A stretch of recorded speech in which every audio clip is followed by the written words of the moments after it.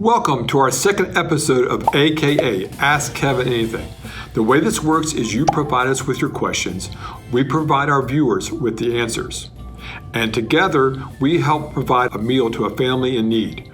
We do this by giving $100 to a local food pantry or local food organization for every question used on this segment.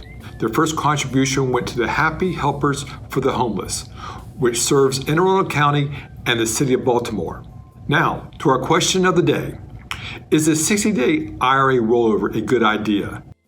This strategy is popular during times of financial stress. Today, the strategy is heavily considered due to the COVID-19 pandemic. In prior years, the 60-day IRA rollover was considered by government employees when facing the financial effects of being furloughed.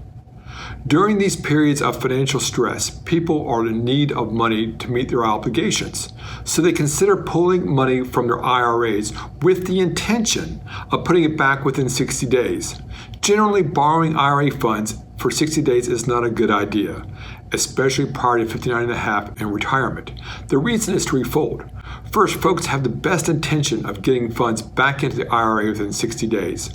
However, it sometimes does not work out and the 60-day period is exceeded. At that point, the cost of borrowing, taxes, and penalties is higher than what any loan shark would charge. Secondly, the 60-day IRA rollover has many nuances that are not well documented and can prove costly if not properly followed.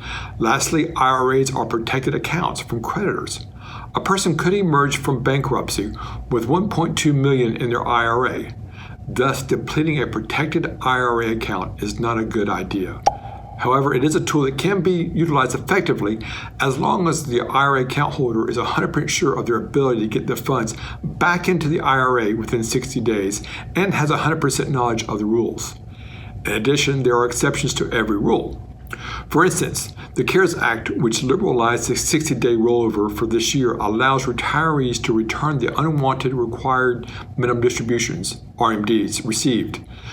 The deadline for returning the unwanted RMDs is August 31st, 2020. Thus, retirees will not get taxed on the returned RMDs if returned to the custodian by the deadline.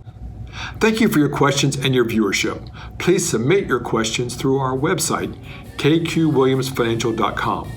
Don't forget about the August 31st deadline, and we look forward to seeing you next time. Thank you.